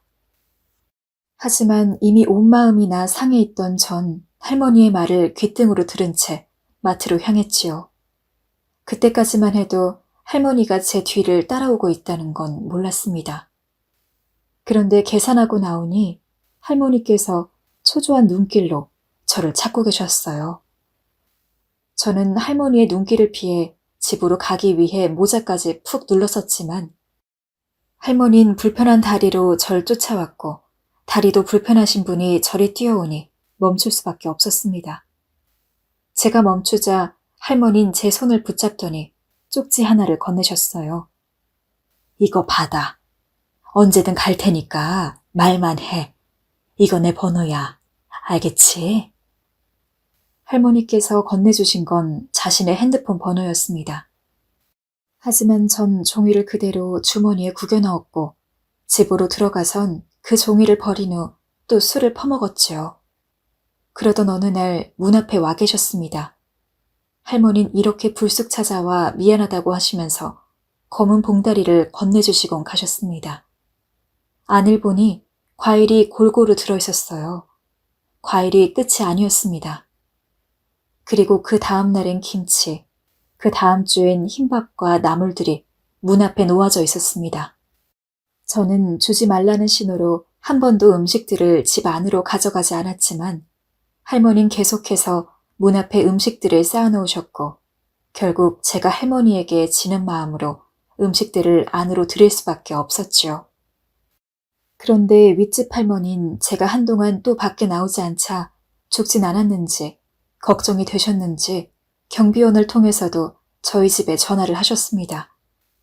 하지만 제가 받지 않자 이번엔 초인종 소리가 들리더군요. 거기 있는 거 다 알아. 그러니까 열어봐. 문을 두들기는 소리는 더 커져갔고 그 소리는 흡사 지진이 나는 소리 같았습니다. 전 이불을 뒤집어써 세상의 모든 소음을 차단하려 애썼지만 할머니께선 1시간 동안이나 가지 않으셨습니다. 순간 왜 그렇게 화가 났는지 전 너무 화가 나 밖으로 나와 빽 소리를 지르고 말았습니다. 가만히 좀 내버려 두세요. 정말 싫다는데 번번이 왜 이러세요? 제가 언제 이래달라고 부탁드렸어요? 남의 일에 신경 좀 끄고 사세요. 그런데 그때 할머니의 눈길이 제 손에 들린 소주병으로 향했습니다. 할머니는 소주병을 빼서 드시더니 이러지 말고 자길 따라 어디를 좀 가자고 하셨습니다. 싫다곤 했지만 할머니 막무가내셨어요. 제 옷에 대충 자기 옷을 걸쳐주시더니 어디론가 데려갔습니다. 그렇게 도착한 곳은 바로 성모상에 있는 성당이었습니다. 할머니, 저는 종교가 없어요. 이런 데 오기 싫어요.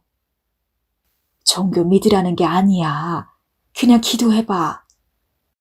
할머니는 제게 뭔가 회개하거나 그러라는 게 아니고 그냥 여기서 기도만 해보라 자꾸 권하셨습니다. 당장이라도 집으로 돌아가고 싶었지만 여기까지 온 이상 할머니께서 순순히 물러나지 않을 걸 알았기에 할머니와 몇 번의 실랑이 끝에 그럼 기도를 한 번만 하고 나오기론 약속하곤 어쩔 수 없이 성당 안으로 들어갔습니다. 그런데 이상한 일이 일어났어요. 성당 맨 앞에 걸려있는 십자가를 보자 갑자기 저도 모르게 천천히 무릎이 꿇어졌습니다. 그리고 그만 눈물이 흘러나오기 시작했습니다. 왜 갑자기 눈물이 나오는지 알 수 없었지만 전 그 자리에서 끄끄대며 오열을 했고 한참을 일어서지 못했습니다. 뒤이어 제 울음소리를 들었는지 할머니께서 따라오셔선 제 등을 쓸어주셨고 전 할머니의 품에서 그렇게 엄마를 찾는 어린아이처럼 못다 쏟은 눈물을 쏟아내었습니다. 울지 못했던 걸 다 풀어내서일까요? 그날 밤은 5년 만에 처음으로 악몽을 꾸지 않고 잘 수 있었네요. 그런데 다음 날 할머니께선 어려운 얼굴로 제게 부탁할 게 있다며 찾아오셨습니다. 무슨 부탁인데요? 할머니께선 일요일마다 고아원에 와 밥을 해주시는 분이 계시는데 오늘 몸이 안 좋으셔서 못 나오신다고 연락이 와서 도움이 필요하다고 하셨습니다. 고아원이라니 평생 가보지 못한 곳인데 망설여졌지만 지금까지 나무리며 모며 다 챙겨주시고 성당까지 데려가 울게 해주신 분의 부탁을 거절하기가 참 힘들었어요. 그래서 할머니를 따라 고아원에 가게 되었지요. 고아원은 큰 규모의 공간은 아니었지만 아담하고 깔끔한 곳이었습니다. 그곳엔 단정하고 인자한 외모의 여자 수녀님이 한 분 계셨습니다. 모니카 수녀님이라고 하셨어요.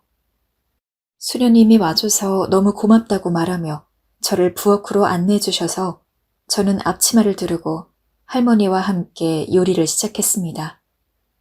처음엔 별일이 아니라 생각했지만 30인분의 밥을 지어본 적도 처음이었거니와 오랜만에 일을 해서 그런지 점점 힘이 들었습니다. 그런데 옆을 보니 할머니는 매번 이 일을 하셨는지 힘들어 하시지도 않고 척척 음식을 만들어내고 계셨어요. 저도 그런 할머니를 따라 어떻게든 속도를 따라잡기 위해 열심히 국을 저어댔습니다. 저희가 밥을 다 짓자 아이들은 이미 냄새를 맡고 알았는지 우르르 달려와 식판에 각자의 밥을 담아가기 시작했습니다.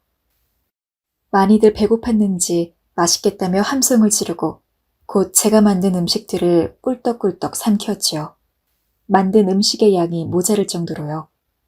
그런데 아이들이 먹는 그 모습이 문득 너무 예쁘더라고요. 마치 제 아이처럼요. 그때 한 아이가 계란 후라이를 들며 너무 맛있다고 엄지를 치켜들어 주었습니다. 그리고 제게도 먹으라며 계란 후라이를 입에 넣어주더라고요. 저는 저도 모르게 자연스레 후라이를 받아 먹었습니다. 그런데 우물우물 노른자를 먹는데 그만 눈물이 쏟아질 것 같았지요. 전 재빠르게 부엌으로 갔고 그곳에서 저와 후라이를 나누어 먹었던 연수의 얼굴을 지우기 위해 애를 썼습니다.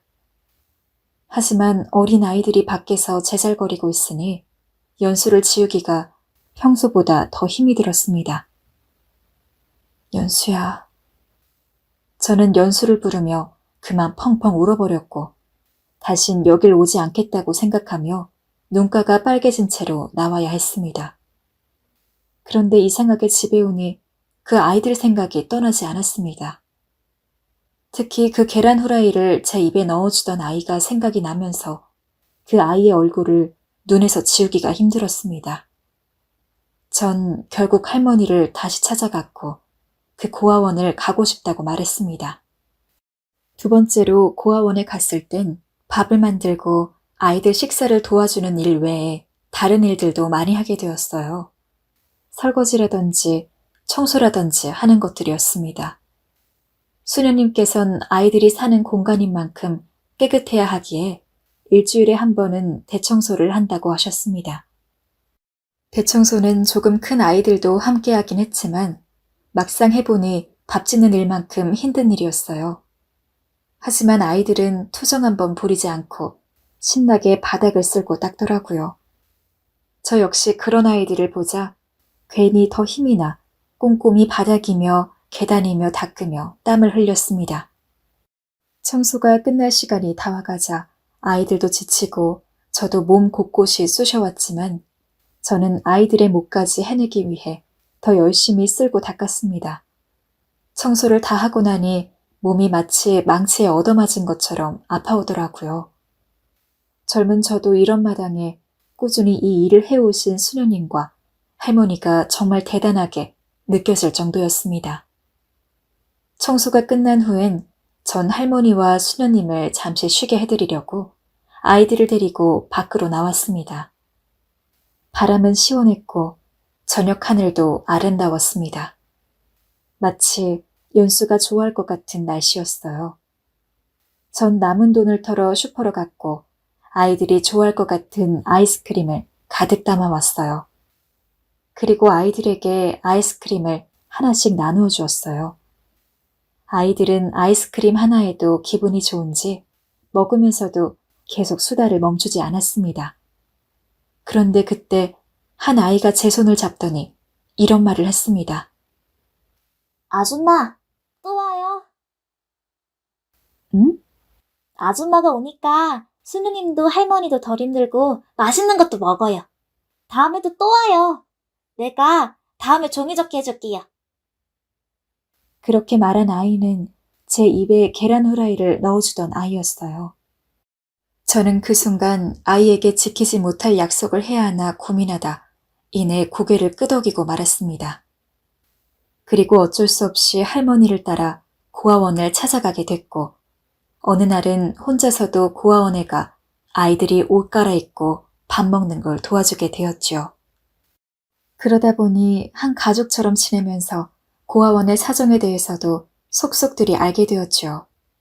생각보다 아이들이 지내는 시설이 열악하다는 거, 아이들의 식비를 해결할 돈도 부족하다는 거, 매달 후원금이 줄어든다는 거, 연수를 잃기 전엔 전혀 알지 못했던 사실들이었습니다. 그렇게 그곳을 들락거리다 보니 그간 제 머릿속을 사로잡았던 먼지 같은 상념들이 걷어지면서 작은 깨달음이 찾아오더라고요. 지금까진 나를 원망하며 그저 죽기 위해 살았지만 이제부터 차라리 이 시간을 연수에게 속죄하는 마음으로 아이들에게 봉사라도 하며 살아가자고요. 그렇게라도 내가 지은 죄를 갚고 살자고요. 이게 앞으로 나가야 할 제 인생이라고요. 그날이 제 인생의 전환점이었습니다. 저는 그 뒤로 고아원에 후원을 하기 위해 직장을 알아보았고 다시 삶을 시작할 준비를 했어요. 나이도 있고 경력도 단절된 마당에 제가 할 수 있는 일은 그리 많지 않았습니다. 전 동네의 큰 중국집의 설거지 담당으로 취직했지만 그것만으로도 감사했습니다. 제가 들어간 중국집은 단골들도 많고 장사가 잘 되는 집인지라 일이 참 많았습니다. 접시를 닦으면 테이블을 치우고 테이블을 치우면 앉을 새 없이 또 접시를 닦아야 해 앉을 시간조차 없었죠. 거기다 까다로운 사장님은 제대로 식기들이 닦여있지 않거나 테이블이 제대로 세팅이 되어 있지 않아 있으면 혼을 내시곤 했어요. 그나마 다행인 건 가게 사모님께서 정이 정말 많으신 분이란 거였어요. 사모님은 애기 엄마가 이런 데서 고생하는 게 안쓰럽다며 제가 일을 많이 한 날엔 알아서 월급에 돈을 더 붙여주시기도 하셨고 고생이 많다며 일할 때 간식이며 이것저것 챙겨주시기도 했어요. 사모님의 그런 행동들은 지금 생각해도 참 감사할 따름이지요. 일을 하면서도 전 열심히 봉사를 했습니다. 제가 열심히 식당에서 일을 해 번 돈의 대부분은 최소한의 생활비를 제외하곤 고아원으로 갔고 쉬는 날엔 아이들을 돌보러 갔어요. 물론 하루에 10시간씩 일하고 남은 시간에 아이들을 돌보는 일이 고되지 않은 건 아니었지만 당시엔 제겐 아이들과 있는 시간이 삶을 이어나갈 수 있는 유일한 지지대였어요. 다행히 아이들은 저를 엄마처럼 잘 따랐고 어떤 아이들은 제가 오는 날을 손꼽아 기다리기도 했습니다. 그럴 땐 아이들과 더 많은 시간을 보내지 못하는 게 아쉬워 집에 갈 때 발걸음이 쉬이 떨어지지 않곤 했습니다. 그렇게 제가 고아원 봉사를 3년째 하던 어느 날이었어요. 못 보던 아이가 들어와 있더라고요. 동민이란 예쁜 이름을 가진 남자아이였어요. 나이는 10살쯤 되어 보였고요. 그땐 이 아이와 그리 인연이 깊어질 줄 몰랐습니다. 동민이는 굉장히 수줍음이 많고 조용한 아이 같았어요. 제가 동민이에게 인사를 하자 동민이는 안녕하세요 라는 말도 없이 절 빤히 보더니 다람쥐처럼 수녀님 뒤로 도망을 가버렸거든요. 그런데 봉사활동을 하며 자세히 동민이를 관찰해보니 동민이는 그 이상이었습니다. 어딘지 모르게 늘 축 처져 있었고 다른 아이들과 어울리려 하지도 않았어요. 아이들을 보육해본 경험이 많은 저조차 왠지 동민이에겐 다가가기가 쉽지 않았습니다. 그러던 어느 날 제가 식당 일을 쉬는 날 고아원에서 아이들 밥을 지어 나눠주는데 동민이가 보이지 않았습니다. 동민이가 어디 갔냐 물으니 아이들도 모두 모른다고 하더군요. 걱정이 됐지만 중간에 아이들을 팽개치고 갈 수가 없어 일단 아이들을 다 챙기고 난 후 동민이를 찾으러 다녔어요. 그런데 동민이가 고아원 뒤에 있는 놀이터 그네에 쪼그려 앉아있더라고요. 동민이 왜 그러니? 어디 아파? 동민이가 아프면 아줌마한테 얘기해야 돼. 아파? 하지만 아이는 제 시선을 피할 뿐 몇 번을 물어도 아무런 대답도 하지 않았어요. 전 결국 묻다 지쳐서 물러섰고 수녀님을 찾아가 오늘 있던 일을 말씀드렸어요. 그러자 수녀님은 한숨을 쉬시더니 저만 알고 있으라며 제게 동민이에 대한 이야기를 해주셨습니다. 그때 전 알았죠. 동민이가 여기 오기 전 어떤 일을 겪었는지요. 알고 보니 동민이는 파양당한 경험이 있는 아이였어요.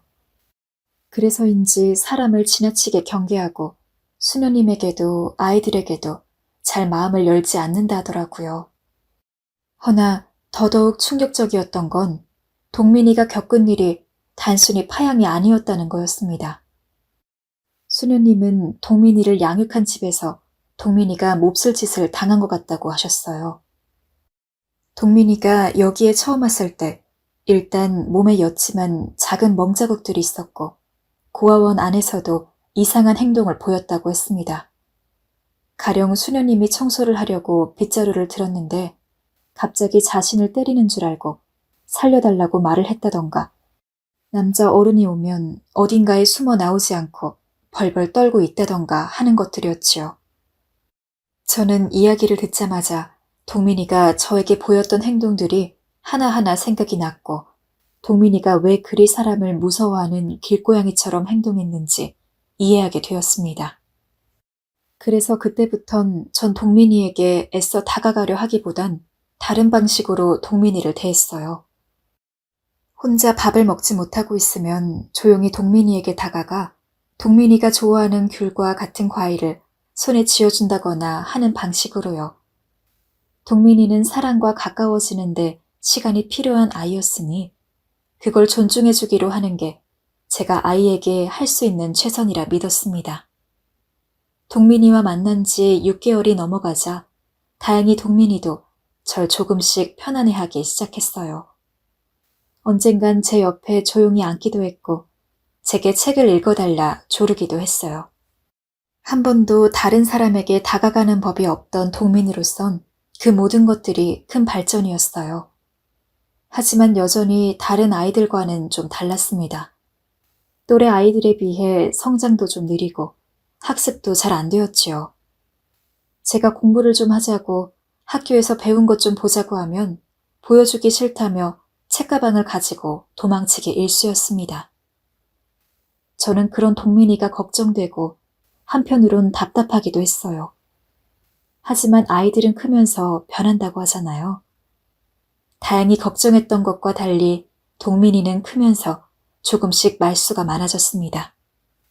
자기 의견도 조금씩 표현할 줄 알았고 그러다 보니 시설에서 동민이를 괴롭히는 아이들도 없어졌고요. 또 동민이에게 생긴 큰 변화는 공부를 열심히 하기 시작했단 거였습니다. 한글도 잘 못 대고 뭐든 버벅거렸던 동민이가 중학교에 간 후로부턴 부쩍 학교 가는 걸 좋아하니 제 마음이 다 뿌듯하더라고요. 언젠간 제게 조용히 다가와 세상에서 공부하는 게 제일 좋다는 말까지 하는데 마음이 다 놓였습니다. 동민이가 어려운 환경이지만 정말 잘 크길, 정말 잘 자랄 수 있길 바란 만큼 전 그런 동민이를 많이 격려해 주었어요. 그런데 어느 날 동민이가 제게 그런 말을 하더군요. 자기도 학원이란 곳을 한번 가고 싶다고요. 학원? 지금 동민이 공부 잘하잖아. 저번에 반에서 5등도 했다며. 그건 그런데 수학은 부족해서요. 다른 친구들처럼 거기 가면 잘할 수 있는 방법을 알 것 같아요. 그렇구나. 전 솔직히 동민이 말에 수긍 말곤 해줄 수 있는 게 없었어요. 그때 사실 저희 고아원엔 동민이 말고도 공부를 더 하고 싶어 하거나 공부 외에 다른 분야에 관심을 갖는 아이들이 많았습니다. 아이들은 나름대로 꿈이 있었고 요리 학원이든 댄스 학원이든 다녀서 뭔가를 도전해보고파 했습니다. 하지만 고아원은 형편상 아이들을 그런 학원들에 보내줄 수가 없었어요. 가슴이 아팠던 건 아이들이 그런 자신들의 처지를 제일 잘 알고 있었습니다.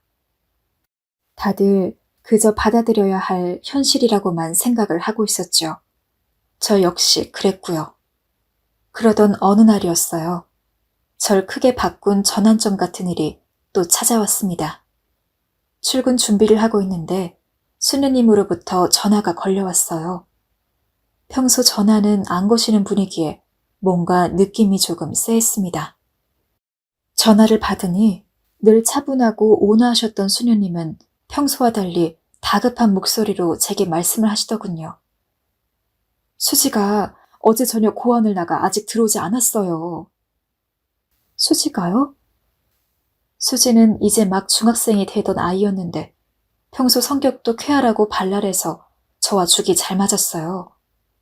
오죽하면 가끔은 친구처럼 수다를 떨곤 했던 아이였죠. 무엇보다 고아원이란 곳에서 지내는 걸 부끄러워하지 않았고 아이들이랑도 잘 지내곤 했습니다. 그런데 그런 수지가 없어졌다니. 전 전화를 받고 너무 놀라 일단 중국집 사장님께 양해를 구하곤 그날 하루 수녀님과 함께 온종일 수지를 찾으러 다녔어요. 나중에는 윗집 할머니께서도 이 소식을 듣곤 수지를 찾으러 나오셨죠.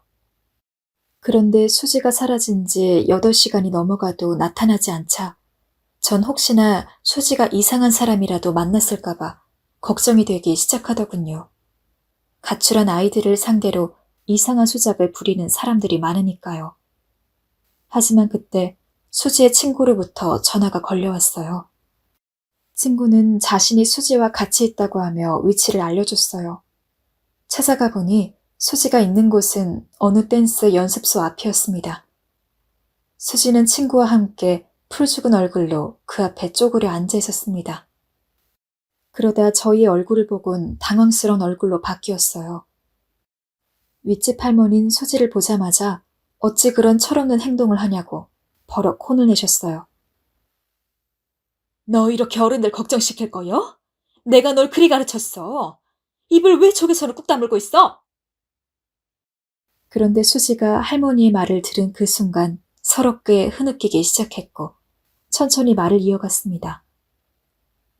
댄스 학원에 가고 싶었는데 안 보내주신다고. 저도 안 되는 건 아는데 그래도 말할 수는 있는 거잖아요. 수지는 평소 춤추는 걸 무척 좋아하는 아이였어요.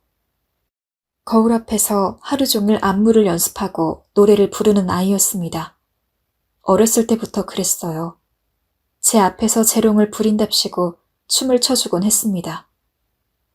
그런데 그런 수지가 선생님을 졸라 댄스 학원을 보내달라 하자 선생님과 갈등이 생겼고 그 바람에 고아원을 마음대로 나간 거였습니다. 전 수지가 어떤 마음으로 고아원을 나갔는지 알 것 같아 마음이 더 아파왔어요. 그리고 그때 전 작은 깨달음을 얻었습니다. 아이들이 고등학교에 올라가면 더 공부를 시켜줄 수 있는 환경이나 최소한 꿈을 지원해줄 수 있는 환경을 만들어주는 것도 필요하다는 것을요. 수지뿐이 아니었죠. 학원에 가고 싶었던 몇몇 아이들은 수녀님께 떼를 쓰기도 했습니다. 그러다 다른 선생님께 혼이나 제 앞에서 눈물을 보이기도 했습니다. 다른 것도 아니고 해보고 싶은 걸 해달라 하는 것뿐인데 그건 아이들의 당연한 욕구인데 전 어른으로서 아이들이 좀 더 꿈꿀 수 있게 해주고 싶었습니다. 하지만 그러기엔 지금 제가 고아원에 하는 후원금으론 분명 한계가 있었죠. 그래서 저는 그때 돈을 많이 쳐주는 일들을 알아보기 시작했습니다. 오래 일한 터라 일하는 가게의 사장님 사모님과 정도 많이 들었고 저를 안쓰럽게 여겨주셔서 이미 한 식구 같은 사이가 되었지만 그래도 식당에서 받는 월급이 몇 되지 않았기 때문에 다른 일이 필요했습니다. 더군다나 지금까지 번 돈의 대부분은 고아원 후원금으로 들어갔기에 돈을 모으지 못하고 있었습니다. 다만 오래 함께 일한 사장님 사모님께는 솔직하게 제 상황을 설명드려야 할 것 같다는 생각에 힘겹게 말을 꺼냈죠. 그런데 제 사정을 들은 사모님께서 하신 말씀은 너무나 놀랍고 충격적이었어요. 수정 씨가 일요일마다 어딜 그리 다니는지 궁금했는데 고아원이었구나. 진즉 말을 하지 그랬어. 그러면 나도 도왔을 텐데 말이야. 사실은 나도 고아원 출신이었어. 예? 사모님께서요? 전 너무 놀랐습니다. 그저 사장님 사모님께서 넉넉한 돈으로 창업을 하시고 지금까지 그저 성공가도만 달려오신 줄 알고 있었지. 고아원 출신이었을 거라곤 꿈에도 모르고 있었지요. 그러자 사모님께선 씁쓸한 웃음을 지으시며 말씀을 이어가셨어요. 우리 그이도 마찬가지고 말이야. 우리 땐 고아원 환경이 좋지 않아서 방치도 많았어. 수정씨 같은 좋은 어른도 없었지. 그래서 19살을 다 채우지도 못하고 도망쳐 나가는 아이들도 많았어. 나도 그런 경우였고. 그러다 어느 중국집에서 배달을 하고 있는 남편을 만났어. 그리고 정말 밑바닥부터 갈고 닦으며 일을 하다 지금 이 가게를 차릴 수 있게 된 거야. 그리곤 사모님은 주방에서 술을 한 잔 꺼내오시더니 고아원에서 겪었던 이야기들을 자세히 들려주셨습니다. 그곳 선생님의 체벌, 버려진 아이라는 꼬리표로 입은 상처들, 도둑으로 몰린 일, 가슴이 아플 정도로 사모님께선 하나하나 나열하기 힘들 정도로 고단한 일들을 겪어오셨더라고요. 저는 사모님의 이야기를 들으며 제가 돌보는 아이들이 지금 이런 일을 겪지 않는 것에 감사함마저 느꼈습니다. 그런데 사모님께서 저에게 놀라운 제의를 하셨어요. 가게를 나가지 말고 그러면 식당 전체를 책임지는 일을 한번 해보지 않겠냐고요. 제가요? 제가 놀라묻자 사모님께서는 사실 오래전부터 사장님의 허리가 좋지 않아 쉬어야 했고 자기도 이제 사장님을 돌봐야 하니 대신 자기들 일 해줄 사람이 필요했던 참이라 하셨습니다. 그러면서 오랫동안 하루도 빠지지 않고 늘 성실한 모습을 보여주었던 것으로 이미 저의 자질은 증명이 되었다고 하셨습니다. 정말 제겐 상상치 못한 기회가 주어진 거나 다름없었죠. 전 사모님께 너무 감사하다며 그 자리에서 몇 번이나 고개를 숙였고 맡겨주신 만큼 정말 열심히 하겠다고 다짐했습니다. 그리고 그렇게 사모님의 믿음으로 한순간에서 주방에서 가게를 맡는 책임자가 되었고 덕분에 전보다 훨씬 많은 돈을 차곡차곡 저축할 수 있게 되었습니다. 물론 책임자가 되었으니 더 신경 쓸 것도 많고 때론 스트레스도 받았긴 했습니다. 그래도 사모님이 주신 믿음과 아이들의 미래를 생각하면 하나하나 현명하게 잘 헤쳐나갈 수 있었습니다. 그러는 동안 동민이도 19이 되어 고아원을 나갔고 저와 어려운 시절을 함께했던 아이들도 성인이 되어버렸습니다. 아이들이 고아원을 나가던 날은 참 눈물바다였어요. 수녀님도 울고 윗집 할머님도 울고 고아원 선생님도 저도 아이들도 모두 울던 날이었죠. 이 아이들이 정부에서 주는 돈으로 잘 살 수 있을지 걱정도 되었지만 아이들은 저희를 위로하는 듯 다들 씩씩한 걸음으로 나갔습니다. 그리고 우리 모두 언젠가 다시 만날 것을 기약하며 헤어졌어요. 그 후 저는 또 새롭게 들어온 아이들을 돌보고 열심히 저축하며 같은 생활을 반복해 나갔고 8년쯤 지나자 저는 가게 하나를 인수했습니다. 놀라시겠지만 제가 인수하게 된 곳은 바로 책임자로 일하던 중국집이었습니다. 사실 제가 모은 돈은 그리 많지 않았어요. 하지만 중국집 사장님과 사모님은 제가 아이들을 위해 품은 뜻을 알고 정말 저렴한 값에 제게 가게를 넘겨주었습니다. 자신들은 이미 모은 돈으로 풍족한 노년을 보낼 수 있으니 자네가 대신 이 가게를 잘 운영해 아이들을 돌보는 데 써달라고 부탁하시면서요. 저는 그런 두 분의 뜻을 알아듣곤 그리하겠다 하며 감사한 마음으로 가게를 인수했습니다. 식당은 제 뜻대로 잘 되어만 갔고 저는 매달 꾸준히 수익을 올렸고 거의 대부분을 아이들을 위해 저축해 나갔죠. 그러나 늘 좋은 일만 있길 기대할 수 없듯 그렇게 잘 돼가던 가게가 하루아침에 무너지는 일이 발생해버렸습니다. 단골 손님들마저 저희 식당에 발길을 끊으셨고 직원들의 월급을 주지 못하는 상황이 되어버렸습니다. 배달만 전문점으로 하는 중국집이었으면 다행이었겠지만 저희는 배달은 하지 않고 홀 손님만 받고 있을 때였거든요. 식간에 벌어진 일에 전 대책 없이 주저앉아 버렸습니다. 절 믿어주신 사장님과 사모님께도 죄스러웠지요. 그러나 상황은 더 악화되었습니다. 모은 돈을 헐고 헐어도 부족할 만큼 적자가 났고 가게 월세마저 밀리게 되었습니다. 어떻게 맡게 된 가게인데 이렇게 무너진다는 생각에 날마다 끔찍한 고통에 시달렸지요. 그중 제일 두려웠던 건 이대로 재기가 불가능할 정도로 망해 더 이상 아이들을 후원하지 못하게 되는 거였습니다. 그 당시 코로나로 저희 고아원도 상황이 좋지 않아 당장 제 후원금이 아니면 가난한 환경에서 지내야 할 아이들이 수두룩했습니다. 전 밤마다 그 아이들이 눈에 밟혀 가게 운영도 제대로 하지 못했고 물 떠다 놓고 기도만 하던 심정이었습니다. 그러던 어느 날이었어요. 가게 안으로 정장을 차려입은 잘생긴 청년 한 명이 들어왔습니다. 오랜만에 온 손님이기에 친절하게 맞이하려 전 서둘러 안으로 들었죠. 그런데 청년이 갑자기 제게 음식을 먹기 위해 온 것이 아니라 했습니다. 그러더니 제게 이상한 말을 하기 시작했어요. 혹시 저희 회사에서 하는 구내식당 책임자로 들어와서 일을 해주실 수 없으실까요? 네? 구내식당 책임자요? 제가 회사 운영하고 있는데 맛있는 밥 해주실 분이 필요해서요. 저는 갑작스럽게 중국집에 들어와 제게 구내식당 책임자로 일해달라는 제의가 생뚱맞아 당황한 표정을 지었습니다. 그래도 다시금 물었지요. 왜 저를 채용하려고 하는 거냐고요. 그러자 청년이 뜻모를 웃음을 지으며 말하더군요. 아줌마 밥맛이 진짜 그리웠거든요. 아줌마? 저는 청년의 얼굴을 가만히 들여다보았어요. 그러자 한 명이 불현듯 턱 하고 떠올랐습니다. 그건 바로 동민이었습니다. 고아원을 떠나는 날 제게 수줍은 미소를 짓던 그 동민이요. 설마 동민이니? 그러자 동민이는 이제야 알아보냐며 섭섭하다고 농을 치더니 그간 잘 지내셨냐 안부를 물었습니다.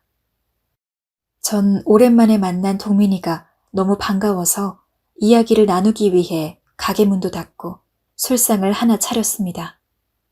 동민이는 아줌마와 이런 날이 올 줄 몰랐다며 웃음을 짓더니 허심탄회하게 먼저 이야기를 시작했어요. 알고 보니 동민이는 얼마 전 고아원에 수녀님을 뵈러 갔다 제 사정을 듣게 되었고 절 돕고 싶어 찾아온 것이었습니다. 또 실제로 직원도 100명이나 되는 회사를 운영하는 사람이 되어 있었어요. 심지어 동민이의 이름과 사진이 걸린 기사들도 인터넷에 올라와 있었지요. 순간 저는 너무 기쁘고 대견한 마음이 들면서 수줍음 많고 내성적이었던 동민이가 이렇게 한 회사를 운영하는 사람이 되었다는 게 놀랍기도 했습니다. 고아원에서 나온 후 막막했던 심경부터 대학교를 가기 위해 막노동판에서 뛰었던 거, 우연히 강의를 듣다 사업가를 해보기로 결심한 거, 그리고 마음이 맞는 친구들을 모아 사업을 시작하고 우연찮게 큰 기회를 얻은 이야기까지. 동민이가 겪은 이야기는 마치 드라마 같았습니다. 전 그런 동민이의 이야기를 들으며 참 신기하고 제가 알던 그 동민이가 맞나 하는 생각까지 들었습니다. 그런데 그때 동민이가 제게 궁금한 것이 있다며 물어왔습니다. 어떻게 절 그렇게 도와주실 수 있으셨어요? 동민인 고아원에서 자라오면서 아줌마를 보면 항상 그런 생각이 들었다 했습니다. 늘 헌신적으로 베푸시기만 하는 걸 보면서 어떻게 저러실 수 있을까 싶었다고요. 그 질문에 저는 동민이에게 처음으로 제 인생 이야기를 시작했습니다. 소중한 아들을 잃은 이야기부터 그 죄책감에 짓눌려 폐인처럼 살던 것. 그러다 할머니를 만나 너희들을 알게 된 것. 너희들과 있으면서 많은 위로를 받았던 것까지요. 동민이는 이야기를 듣는 내내 책에서 눈을 떼지 않았습니다. 그리고 제가 이야기를 마쳤을 때서야 눈을 떼어 든든한 품으로 저를 꼭 끌어안아 주더군요. 그리고 정말 고생 많았다고 감사하다는 말을 속삭였습니다. 그 말을 듣는데 어찌나 눈물이 나던지. 전 동민이를 껴안으며 네가 이렇게 잘 될 줄 알았다고 그 누구보다 자랑스럽고 대견하다고 말해주었습니다. 저는 요즘 동민이가 650만 원이나 월급을 주는 바람에 아주 넉넉한 형편에서 생활을 하고 있습니다. 그리고 생활비를 뺀 남은 돈으론 저희 고아원뿐만 아니라 다른 고아원에도 후원을 하며 지낼 수 있게 되었죠. 다 동민이 덕분입니다. 되돌아보면 고아원 봉사는 저는 이미 너무나 큰 죄를 지었고 그것을 속죄하기 위해 시작한 일일 뿐이었어요. 하지만 오히려 아이들과 지내다 보니 그들에게 너무나 많은 위로를 받았고 외로움을 채워나갈 수 있었으며 제 삶 곳곳에서 만난 사람들, 할머니와 수녀님, 중국집 사장님, 사모님 덕분에 이렇게 지금까지 살아남을 수 있었습니다. 제가 아이들을 도운 게 아니라 별빛 같은 눈동자를 가진 우리 아이들이 저를 절망에서 건져 올려주었죠. 지금 생각해보면 아마도 고아원을 거쳐간 모든 아이들은 우리 아들이 제게 보낸, 하늘에서 엄마에게 보낸 작은 천사들이 아닌가 싶습니다. 마지막으로 잘 자라준 우리 동민이에게 마지막으로 고맙다는 인사를 하며 이 글을 마무리하고 싶네요. 감사합니다.